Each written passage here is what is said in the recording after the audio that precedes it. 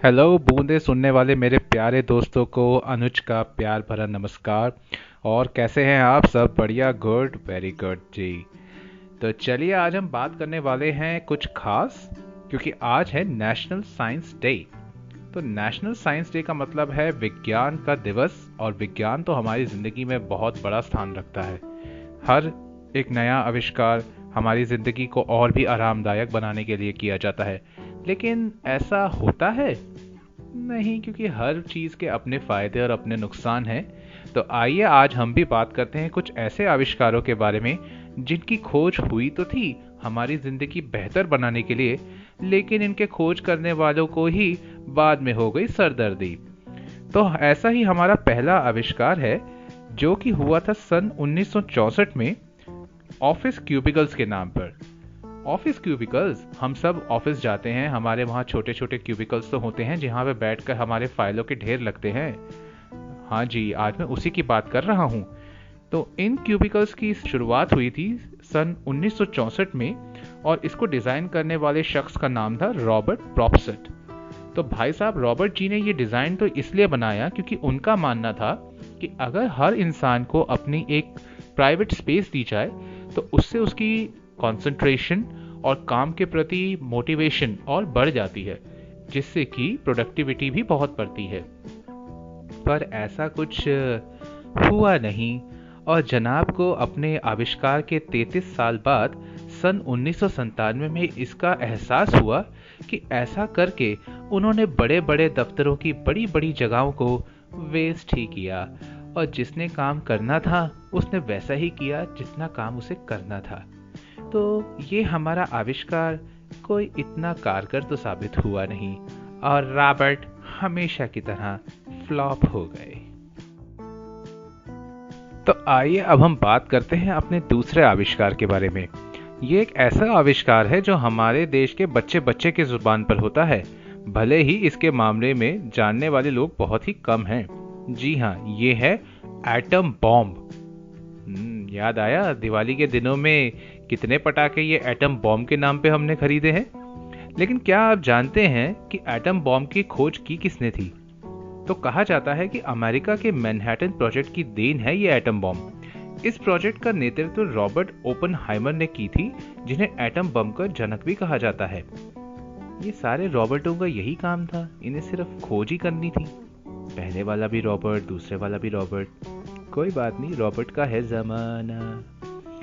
पहले ओपनहाइमर अपनी सफलता पर काफी खुश थे। उन्होंने दुनिया का पहला परमाणु हथियार ढूंढा था, लेकिन बाद में उन्हें इसके लिए बहुत पछतावा भी हुआ।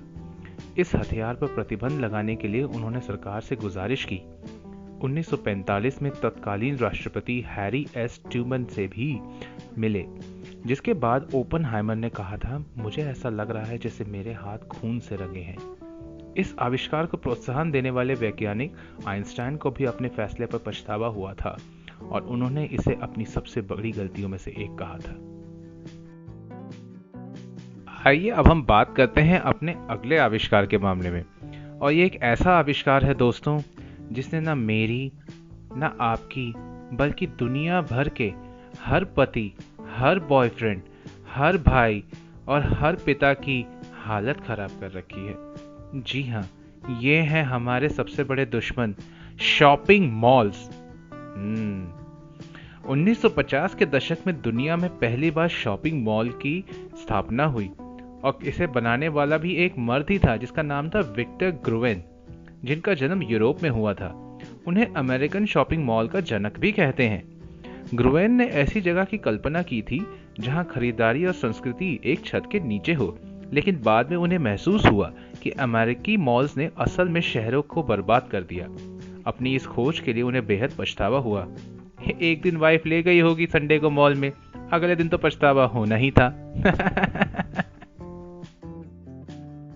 तो इन तीन आविष्कारों के बाद अब बात करते हैं हम सबसे महत्वपूर्ण आविष्कार के बारे में, जिसके बिना आज हम अपना जीवन सोच भी नहीं सकते।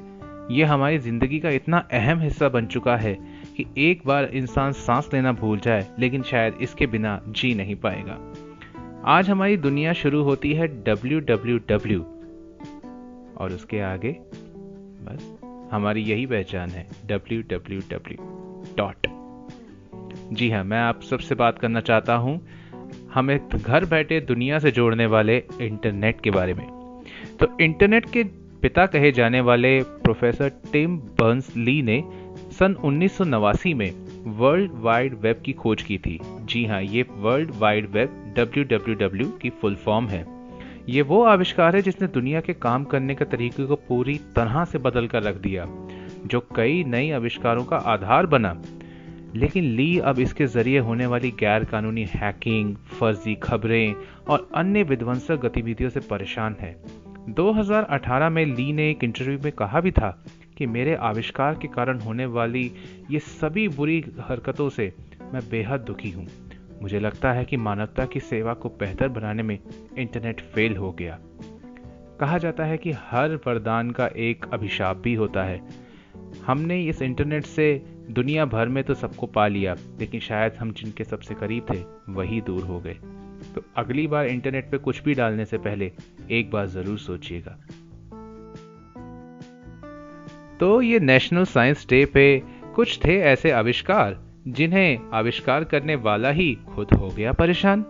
लेकिन आप परेशान मत होइए जनाब, आपकी परेशानी का हम है ना समाधान। तो सिर्फ हंसिए, मुस्कुराइए और जिंदगी को हमेशा एक पॉजिटिव नजरिए से देखिए।